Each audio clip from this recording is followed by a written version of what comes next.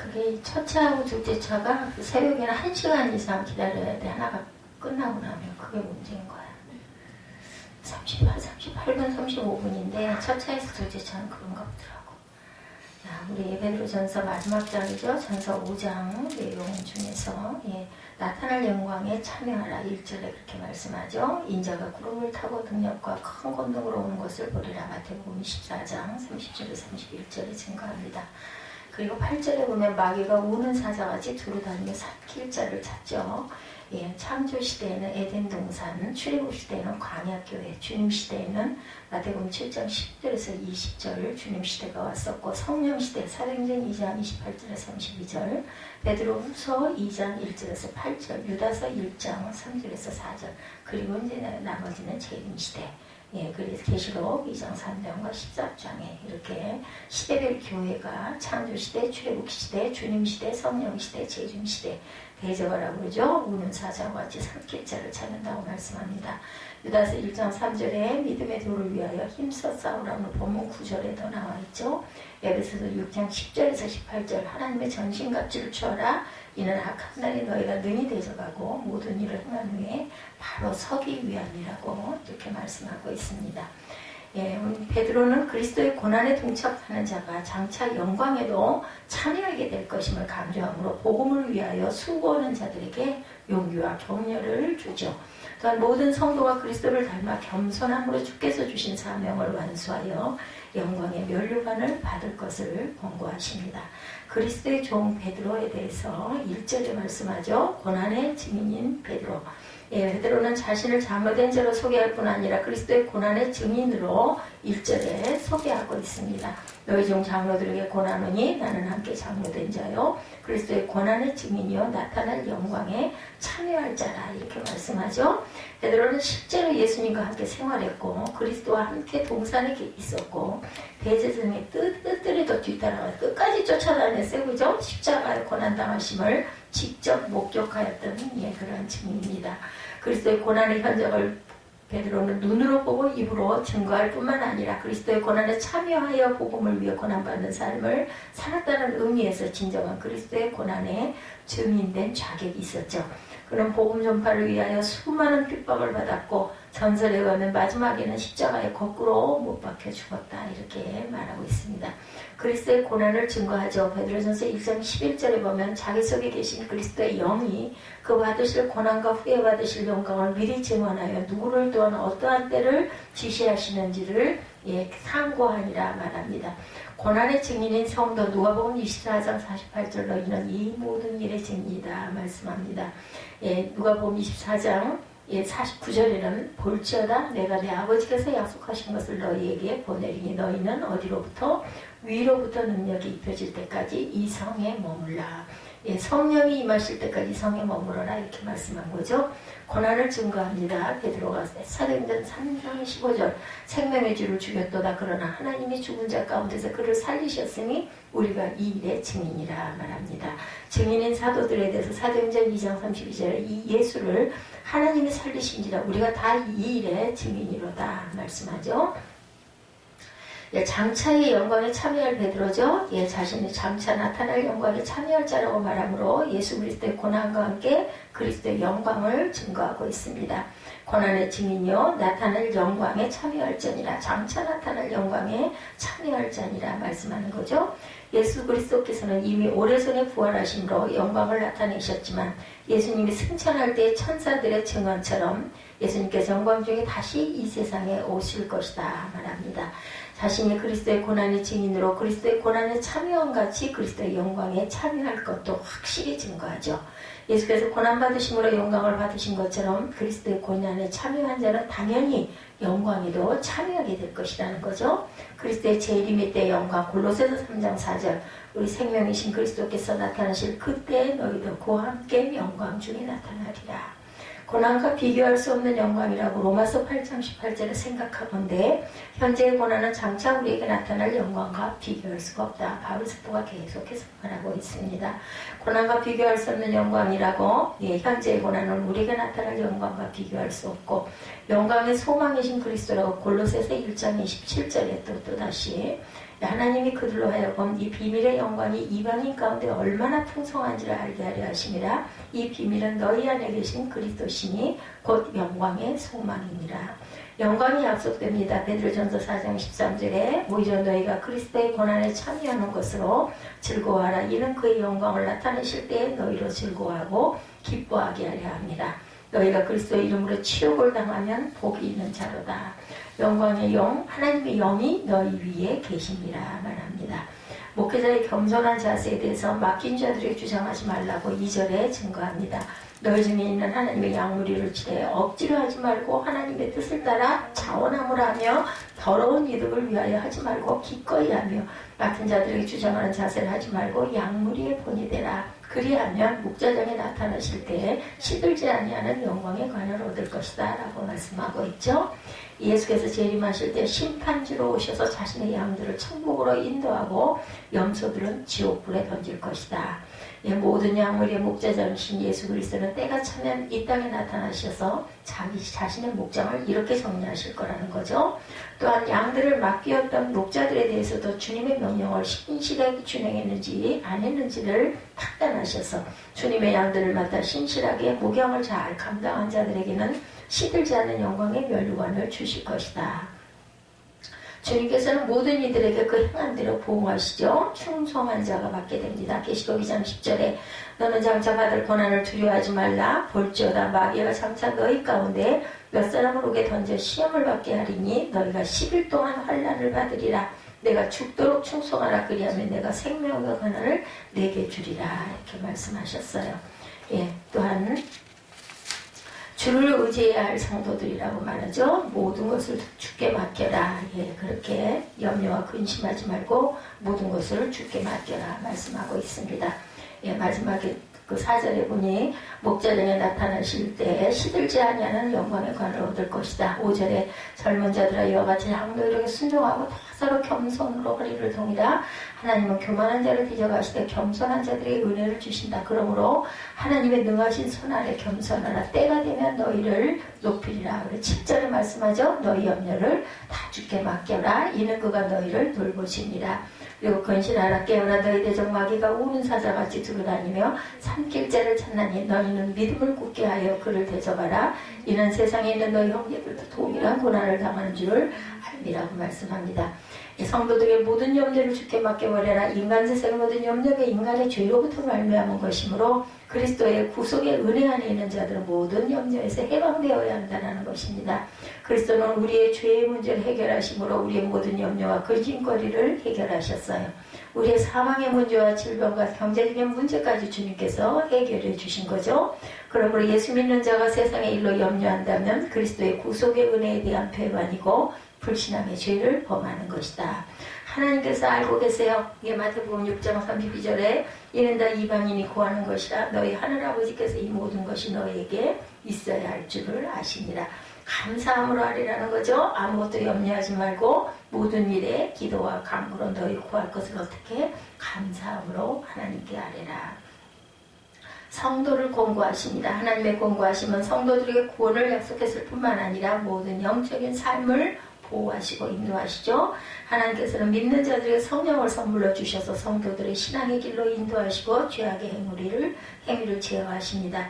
하나님께서는 성도들을 영적으로 구원하실 뿐만 아니라 영적인 삶을 인도하십니다. 하나님께서는 우리의 영적인 구원과 인도하심을 권고하실 뿐만 아니라 성도들의 모든 육적인 삶, 영육간의 모든 것을 보호하시고 권고하시죠. 먼저 그 나라와 의를 구하라고 말씀합니다. 마태복음 6장 33절이죠. 그리하면 모든 것이 너희에게 더하시리라. 성도들이 신앙 중심의 삶을 살아갈 때 하나님께서는 이 세상의 필요까지 충족시켜 주실 것을 약속하십니다. 언약을 지키셔야 하죠. 레위기 26장 9절에 보면 내가 너희를 돌보아 너희를 번성하게 하고 너희를 창대하게 할 것이며 내가 너희와 함께 내 언약을 이행하리라. 그리스도를 따르는 성도의 길에서 9절부터 너희는 믿음을 굳건하게 하여 그를 대적하라. 이는 세상에 있는 너희 형제들도 동일한 고난을 당하는 줄을 알미로다. 모든 은혜의 하나님 곧 그리스도 안에서 너희를 부르사 자기의 영원한 영광에 들어가게 하시니가 잠깐 고난을 당한 너희를 친히 온전하게 하시며 굳건하게 하시며 강하게 하시며 풀을 견고하게 하시리라. 권능이 세세 무궁토록 그에게 있을지어다 라고 말씀하시고 이제 인사를 하죠. 네가 신실한 형제로 있는 실로안으로 말미암아 너에게 감단이 있어서 권하고 이것이 하나님의 참된 은혜임을 증언하노니 너희는 이 은혜에 굳게 서라. 택하심을 함께 받은 바벨론에 있는 교회가 너에게 무난하고 내 아들 마가도 그리하느니라. 너희는 사랑의 입맞춤으로 서로 무난하라. 그리스도 안에 있는 너희 모든 이에게 평강이 있을지어다 말씀하죠. 베드로 사도는 하나님의 부름을 받아 하나님 나라를 향하여 가는 성도들은 이 땅에서 고난을 받지만 그것은 잠깐이다. 이 세상에 받는 잠깐의 고난은 성도들을 온전케 하고 굳건하게 하고 강하게 하고 털을 견고하게 하기 위해서 하나님께서 허용하시는 것이다. 성도는 고난을 받을수록 더욱 하나님의 천국에 대한 소망으로 믿음이 굳건하게 된다. 사단은 성도들의 믿음을 빼앗아가려고 고난과 시련을 주지만 하나님께서는 오히려 고난을 통해서 성도들의 신앙을 굳세게 하는 것이다. 그러므로 성도들은 고난이 닥쳐올 때 근심하지 말고 적극적으로 대처하여 신앙의 발전의 기회를 삼아라. 잘하는 거죠. 하나님의 뜻을 행하게 하십니다. 히브리서 13장 21절에 모든 선한 일은 너희를 온전하게 하사 자기 뜻을 행하게 하시고 그 앞에 즐거운 것을 예수 그리스도로 말미암아 우리 가운데 이루기를 원하노라. 영광이 그에게 세세 무궁토록 있을지어다 말씀합니다. 하나님의 사랑이 온전케 되죠. 요한일서 2장 5절에 누구든지 그의 말씀을 지키는 자는 하나님의 사랑이 참으로 그 속에 온전하게 되어난 이로써 우리가 그의 안에 있는 줄을 아노라. 그의 안에 산다고 하는 자는 그가 행하신 대로 자기도 행할지니라. 굳고 강한 터전의 길입니다. 10절에 하나님께서는 성도들에게 믿음을 주시고 그 믿음을 더욱 굳세게 하시고 강하게 하셔서 믿음을 성장시켜 주신다라고 말씀하죠. 예, 하나님께서는 굳게 한다는 말은 튼튼한 기초에 세운다는 뜻이고 어떠한 세찬바람에도 꺾이지 않은 기초가 튼튼한 믿음을 갖게 하는 것이다. 강하게 한다는 말은 원기가 왕성케 한다. 사단의 교계와 싸워 이기는 힘있는 믿음을 갖게 하여 주신다. 하나님께서는 성도들의 믿음을 강하고 굳세게 하심으로 믿음의 터에 굳건히 서게 하신다라는 겁니다.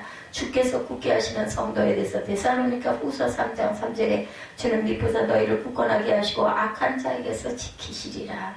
믿음에 굳게 서야 한다고 골로새서 2장 7절에도 그 안에 불의를 막으며 세움을 받아 교훈을 받은 대로 믿음에 굳게 서서 감사함을 넘치게 하라 말씀합니다. 성도는 그리스도의 부활을 믿고 재림을 소망하는 가운데 이 땅에서 살아가는 동안 자신을 죽이고 오직 그리스도를 본받아 겸손과 희생의 삶을 살아가야 한다 말합니다. 그때 모든 성도가 소망하는 영광의 멸류관을 받아쓰게 되고 하나님의 구원의 뜻을 이루어 하나님을 기쁘시게 할 수 있다. 예, 우리는 기준을 정하고 살아야 되죠. 삶의 기준이 중요합니다. 많은 사람들이 삶의 기준을 행복이라고 생각하죠. 그리스도인도 신앙의 기준이 있어야 됩니다. 신앙의 기준은 말씀이죠.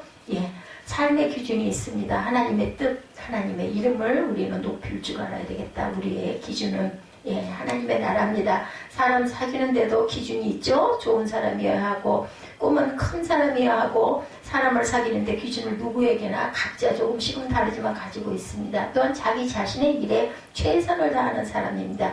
사람 사귀는데도 기준이 있어야 돼. 사람 평가에도 기준이 있습니다. 중국의 역사학자인 사마천은 인간을 평가하는 기준을 세웠어요. 불우했을 때 그가 어떤 사람과 친하게 교류하는가를 본다고 하죠. 부유했을 때 그가 누구에게 무엇을 베푸는가, 고위직에 있을 때 누구를 등용했는가, 공지에 몰렸을 때 올바르지 못한 짓을 하지는 않았는가, 가난했을 때 탐욕을 부리지는 않았을까. 이와 같이 기준을 세운 이유가 있다고 그래요. 현재 위치에 사람다운 삶을 살고 있는가를 알기 위해서였다고 합니다. 예, 중국의 역사학자 사과천의 그 기준입니다. 사람은 잘 나갈 때, 잘 나가지 못할 때를 보면 그 사람을 알 수가 있다고 하죠. 제가 힘들 때 주위에 도움을 청할 때 어떤 사람에게 청할까? 누구도 도와주질 않습니다. 당시 혼자 인생의 쓴맛을 보고 가게 되죠. 어려울 때 그 쓴맛 때문에 주위에 있는 사람들의 도움을 청하면 다 들어주려고 애를 쓰는 사람이 되기도 합니다. 우리가 그것을 겪고 나면 나와 비슷한 사람들 보면 그죠? 더 안타까워하죠. 내가 당했었기 때문에. 예, 사람을 평가하는 기준은 성실한가, 두 번째는 기준이 절박함이 있는가입니다. 예, 아트 설교연구원 운영에도 기준을 세우는 사람들이 있다고 해요. 2019년 9월부터 어떤 설교원 참여자의 기준을 강화해서 그 요인은 예, 정말 온전한 설교자가 키우기 위해서였다고 합니다. 그 기준은 모임에 참여하려면 2번 면접, 6개월 인턴 공부 과정을 거치겠다고 그러죠. 6개월을 공부한 뒤 성실성과 절박함 등으로 평가해서 모임에 계속적으로 참여하게 할지를 정하게 한다고 합니다. 박사원, 그것이 논문을 낼 때 교수신 얘기가 어저께 잠깐 있었는데, 그것도 논문을 내서 서류 심사를 해가지고 거기서 통과를 하면 그것을 발표할 기회가 있어서 그걸 반드시 통과해야, 그 대신 대학에서도 그 제공들을 하더라고요. 돌아가면서 연세대학을 쓰기도 하고 백석대학을 쓰기도 하고 이런 식으로 그 터는 마련해 주는데, 거기에서 논문 발표를 하고 거기에서 평가를 받아야 그나마 그 교수진에 들어갈 수 있는 그 기초 자격, 그 심의에 들어갈 수 있는 자격을 얻게 되고, 외국 유학은 기본 필수고, 어저께 그런 이야기를 들어가서 마음이 무거웠다, 이런 이야기를 이제 조금 아는 거죠. 우리는 이미 미리 알고 있었는데, 이 사람은 아주 고집을 부렸는데, 어제 얘기를 듣다 보니 유학이 이제 마음에 걸려 하길래 제가 용기를 줘야 되잖아요. 그래서 사람이 하는 것 아니고 하나님이 하는 일이니까, 하시는 일이니까, 유학도 길이 열릴 수 있으면 열려서 가지게 될 것이니까 그거 가지고 기소침해하지 말라고 북돋아 주었습니다. 사람만 기준을 세우며 살아가는 게 아니에요. 하나님께서 이렇게 우리 모든 사람들이 어떤 하나의 뭔가를 하나 기준을 정할 때 이런 여러 가지의 단계가 있고 기준이 있듯이 하나님께서도 세우신 기준이 있다는 거죠. 하나님의 영광을 위해서 사는 것이 바로 하나님이 바라보시는 기준입니다. 고린도전서 10장 31절 우리 너무 잘 아는 말씀이죠. 너희가 먹든지 마시든지 무엇을 하든지 다 하나님의 영광을 위해서 하라. 하나님의 일상의 삶이 중요합니다. 사람은 중요할 때는 위기 때는 어떻게 살고 있는가, 이게 중요하죠. 2019년 4월 강원도 고성에서 큰 산불이 발생했었어요. 산불이 발생하면 대응 단계에 돌입한다고 합니다. 대응 단계는 1단계부터 3단계까지가 있는데 그때 초속 30m가 넘는 강풍 때문에 화재 발생 1시간 반 만에 최고 대응 사태가 3단계에 그래야 발령을 했다고 그래요. 2단계가 발령되면 제주도를 제외한 전국의 소방차들이 총 출동을 한다고 합니다. 상황에 맞는 대응 기준 때문에 산불의 크기에 신속하게 진화해서 큰 피해를 막아야 하기 때문이라고 그러죠. 대응 단계 기준에 따른 행동으로 여의도 축구장 크기의 800배 정도를 태웠지만 집 125채가 타는 것에 그쳤다고 합니다. 군대에 있을 때 군인 복무에도 규칙이 있다고 그래요. 우리는 군대를 가진 않아서 모르죠. 공무원이나 직장인도 그때에 따른 근무 기준이 있죠. 이와 같이 세상도 세워진 기준에 맞춰서 돌아갑니다.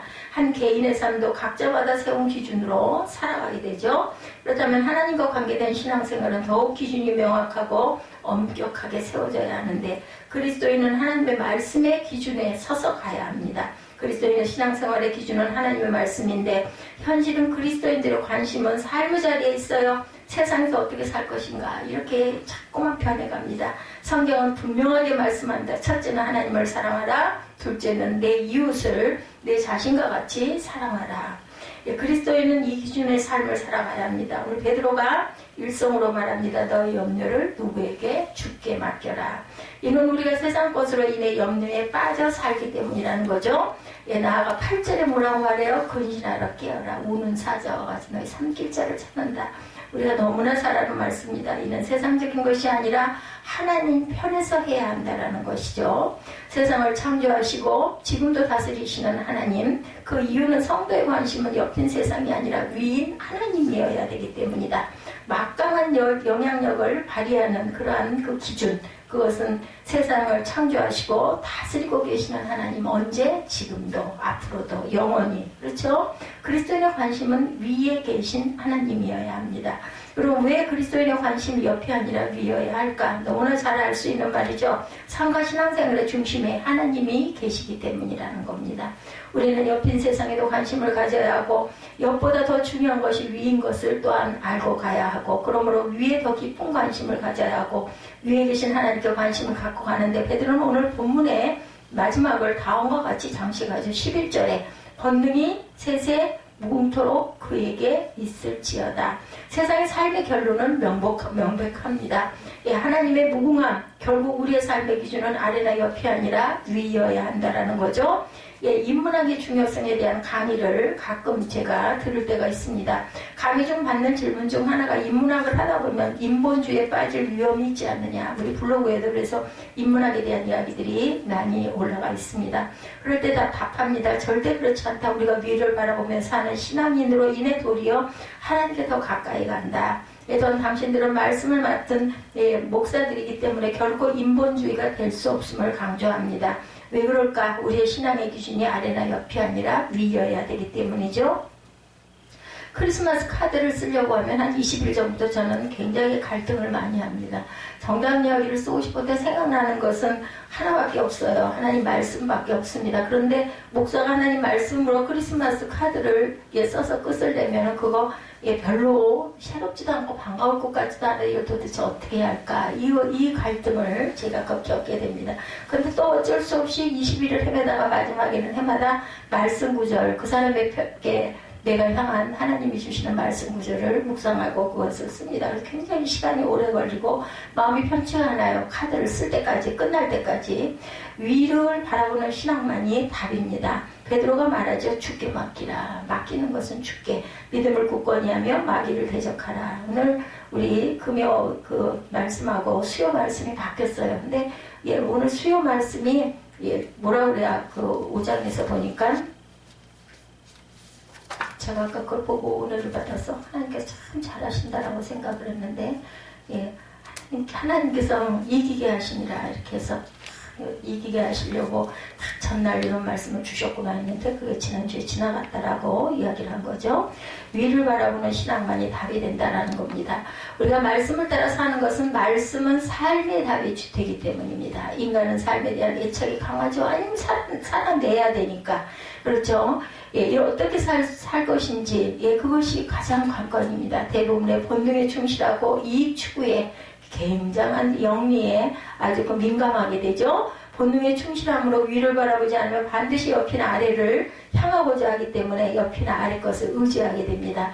그리스도인은 옆을 의지하면 안 되죠. 베드로의 말처럼 마귀를 대적할 수 없습니다. 베드로의 권면처럼 염려거리가 생겼을 때 주께 맡길 수 없는 게 옆을 바라보고 주변을 두리번거리는 사람들이다. 그냥 합격시켜줬으면 학교 거리가 멀고 당연히 이해합니다. 그렇지만 하나님께서 주신 길이구나 하고 그냥 먼저 감사해야 되는데 우리는 욕심을 부리게 되죠. 이것이 아니었으면 좋겠다라는 생각을 합니다. 그렇지만 위에 계신 하나님께서 주셨으니 감사합니다 해야 되죠. 그리스도인의 삶의 기준은 반드시 위여야 합니다. 기준이 위가 아니면 혼란이 가중되기 때문입니다. 2019년 4월 11일 헌법재판소는 1953년 헌법이 제정될 때 낙태를 범죄로 규정한 지 66년 만에 낙태죄를 헌법 불합치로 결정을 했다고 합니다. 이는 위를 보지 않고 옆만 보고 내린 결정입니다. 생명은 굉장히 고귀한 건데 옆만 보고 결정을 내리니 논란이 대단합니다. 지금도 그것 때문에 선명히 동의해달라고 가끔가다 문자가 오죠. 여성계와 의료계는 환영합니다. 그렇지만 종교계는 반대합니다. 더 중요한 것은 도덕이 쉽게 무너진다라는 거죠. 여성계에서는 대박이란 말과 함께 환호를 질렀어요. 한쪽은 탄식과 함께 말도 안 된다. 소리를 지릅니다. 이제 국회는 2020년 12월 31일까지 법을 개정해야 한다고 합니다. 이 판결 내용을 살펴보면 여성의 자기 결정권을 존중하는 판결, 말을 못하는 태아의 생명을 존중권은 무시가 됩니다. 세상 그 어떤 것보다 생명이 가장 중요하죠. 하나님께서 창조하셔야 태어날 수 있는 생명, 우리 크리스찬들은 다 그렇게 생각을 합니다.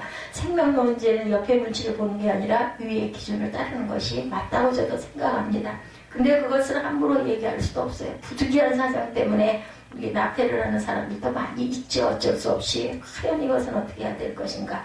위의 기준이 존중받지 못하면 생명이 존중받지 못하는 사회가 되기 때문입니다. 옆의 기준이면 서로가 불행해진다고 그러죠. 삶의 기준이 위가 아니라 옆이었던 결과 한 사람의 운명이 불행해집니다. 바로 길고 긴 고난의 삶을 살았던 요셉 우리가 보죠. 요셉의 형들은 위기를 보지 않고 옆만 보다가 요셉을 돈 몇 푼 받고 팔아버렸어요. 그죠?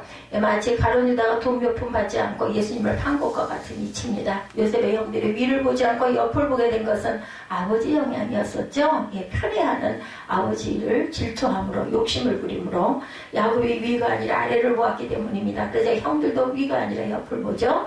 아버지가 위를 보지 않으니 아이들도 위를 바라보지 않습니다. 당연하죠. 아버지가 위를 바라봐도 자녀들은 옆을 바라보는데 하물며 아버지가 위를 바라보지 않는데 자녀는 말할 것도 없죠.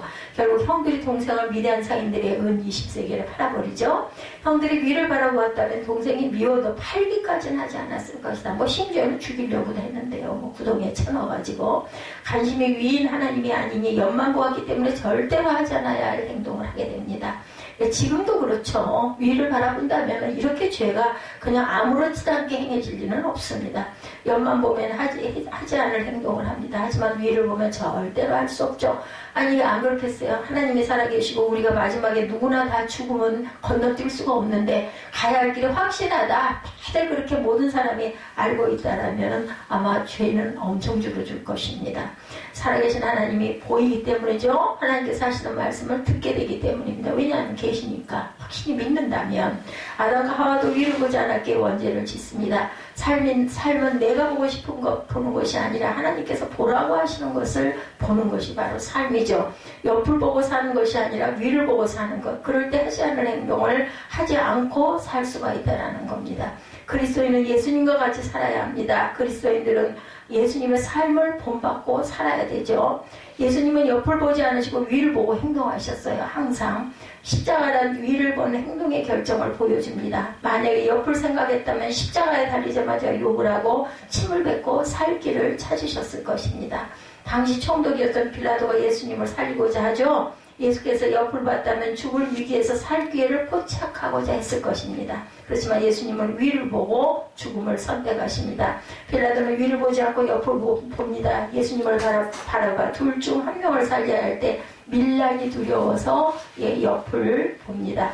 결국 밀란이 두려워 바라바를 놓아주게 되죠. 그리고 한마디 더 붙입니다. 나는 죄가 없다. 손을 씻었죠. 손을 씻거나 말거나 결론은 정신병이 들려서 방황하다가 죽죠. 자살하죠. 그래서 하나님께서 보시기에 최악의 죄인으로 여겨지게 되는 거죠. 주기도문을 통해 빌라도를 언급하는 것을 보면 알 수가 있습니다. 우리는 예배 때마다 주기도문을 고백하죠. 그 고백에 빌라도가 예수님을 죽였다. 이렇게 우리는 고백합니다.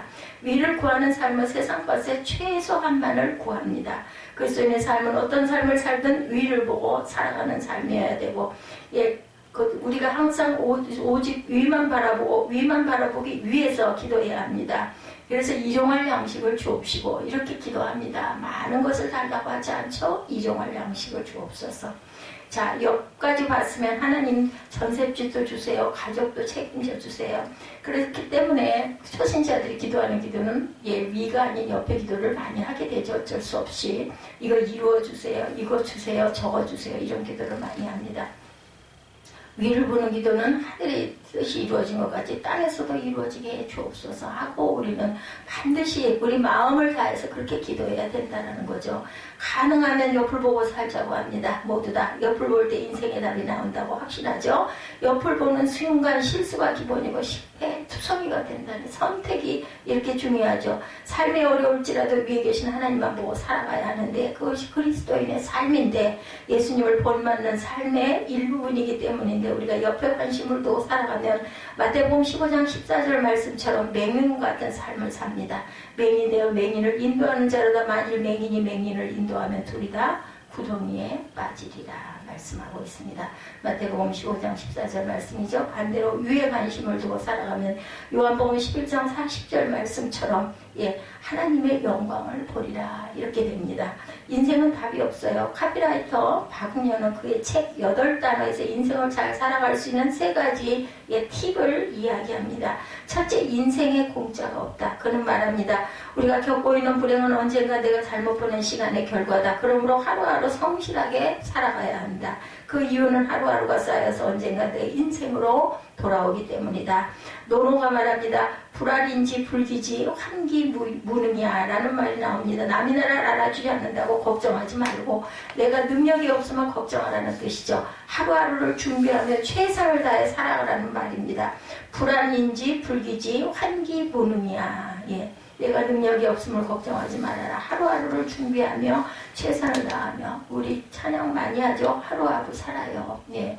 그리고 내일 일은 내일이 예. 걱정하리라 주님도 말씀합니다. 인생은 두 번째 마라톤이어야 한다. 그런 마라톤과 같이 인생을 완주하는 것만으로 충분히 아름다울 수 있다. 마라톤은 1등이 목적이 아니죠. 완주가 목적이라고 하죠.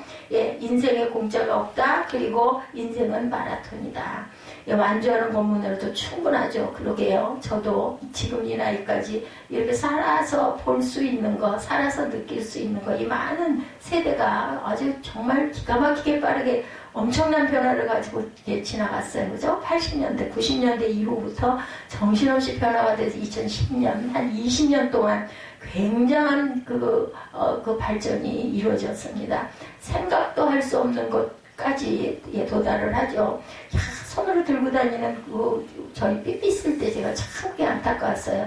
손에 삐삐처럼 이렇게 전화를 개개인 한 명씩 갖고 있다면 얼마나 편할까. 그 전화 박스 찾으러 쫓아다니면서 그런 안타까움. 줄 서 있는 사람들 보고 마음은 바빠 죽겠는데 할 일은 바빠 죽겠는데 줄 서서 기다리는 거 너무나 힘들어가지고 삐삐처럼 휴대폰 같은 게 이렇게 있었으면 전화가 손에 있었으면 얼마나 좋을까 그랬더니 지금은 뭐 그 전화가 얼마나 기가 막힌 눈부신 발전이 됐습니까?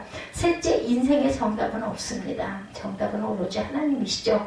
모든 선택에는 정답과 오답이 좀 공존하죠. 그래서 우리가 선택을 잘해야 된다 얘기합니다. 그렇지만 긴 인생에는 정해진 정답은 없다고 말합니다. 다만 정답으로 만들어가는 과정만 있을 뿐이다.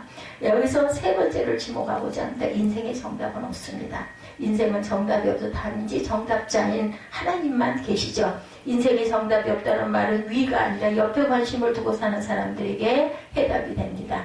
예, 위를 보는 분들에게는 하나님께서 정답이시죠. 말씀 속에 답이 다 있습니다.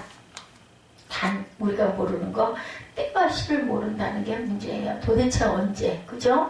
내가 살았을 때 아니면 어쩌면 내가 돌아간 이후에. 그리스도인에게 인생에는 정답이 있습니다. 그 이유는 정답자이신 하나님을 기준으로 삼고 있고 또한 그 기준은 성경에 다 기록되어 있기 때문에 우리가 중요한 건 그 은혜, 깨달음, 하나님이 무슨 말씀을 하시는지를 우리가 깨달아 아는 하루의 지혜가 필요하죠. 예, 정답이 있습니다. 위를 바라보는 사람의 인생에는 삶이 정답이 됩니다. 하나님의 인생을 정답을 주시기 때문에 어떤 삶? 믿음의 삶. 그렇죠. 인문학을 하나님께라는 책을 쓴 한재욱 목사는 그의 책에서 인문학은 명답이고 성경은 정답이다 라고 말했다고 그래요. 인간은 오답입니다. 말씀의 주인이신 하나님이 정답자이시죠. 그러므로 오답을 갖고 있는 옆을 바라보고 살 것이 아니라 정답을 갖고 계신 위에 계신 하나님을 바라보고 살아야 된다. 7절에 너의 염려를 주께 맡기라. 이는 그가 너희를 돌보심이라고 말씀하죠. 하나님만이 정답자이시기 때문입니다. 사도행전 16장 31절에서 베드로가 외치죠. 예수를 믿으라. 그리하면 너와 내 집이 구원을 받으리라. 예수를 믿으면요. 나만 구원받는 게 아니라 내 집도. 그러면 그 의무와 그 사명은 우리에게 있는 거예요. 내가 먼저 예수를 믿었으면 내 가족은 반드시 구원해야 된다라는 거죠. 그렇기 때문에 예수를 믿으면 너와 내 집이 구원을 받으리라. 이렇게 외친 이유는 하나님께서 인생과 영혼의 정답을 갖고 계시기 때문이라는 거죠. 하나님은 세상 문제의 답이 되십니다. 우리가 세상을 살아가면서 염려와 함께 살아가죠. 염려 없는 사람은 하나도 없어요. 아무리 대단한 사람도 그 사람 나름대로의 염려는 누구나 다 가지고 있습니다. 우리의 온갖 염려를 맡길 수 있는 분은 오직 한 분 하나님이시죠. 그럼 왜 하나님 분이신가? 하나님은 우리 염려를 해결할 수 있는 유일한 분이기 때문이죠. 어린이가 울면 부모가 해결합니다. 해결받는 순간 울음이 그치죠. 아기는 마찬가지로 우리의 염려 하나님께서 돌봐 주시면 문제가 모두 다 해결이 된다는 거죠. 세상에는 바라볼 옆에 것들이 아주 많습니다. 바라보고 싶은 옆에 것들로 넘쳐납니다. 욕품 문제가 있습니다. 금방 질리고 금세 지칩니다. 금방 질리고 금방 지치는 이유는 시간이 흐르면 힘들고 쇠진해지기 때문이죠. 우리 몸이, 그죠? 예, 빼앗아가는 세상 공급하시는 하나님, 세상은 나의 힘을 빼앗아가고 하나님은 내게 새 힘을 공급해 주시고, 우리가 위를 바라보고 살아야 할 이유는 하나님께서 항상 선한 결과를 만들어 주시기 때문이라는 거죠. 그렇기 때문에 항상 어떤 사람이 매번 통화 중일 때 기분이 점점 나빠지기 시작하죠. 하나님께 기도하면 언제나 통화가 됩니다. 언제나 응답 중이시기 때문이죠. 인간은 언제나 통화 중이고 하나님은 언제나 응답 중이십니다. 우리가 기도해야 하는 이유는 기도하면 하나님과 연결 중이 된다라는 거. 연결이 계속되는 거 좋겠죠. 그래서 끊임없이 언제나 계속 기도해야 된다는 거죠. 그래서 저는 그 초신자 때 그래서 도대체 어떻게 항상 기도를 할 수가 있겠나. 우리 마음이 항상 하나님을 향해 있으라는 거죠. 우리가 항상 하나님을 향해 있는 저와 여러분들, 성령의 불이 꺼지지 않는 저와 여러분이 되어야 됩니다.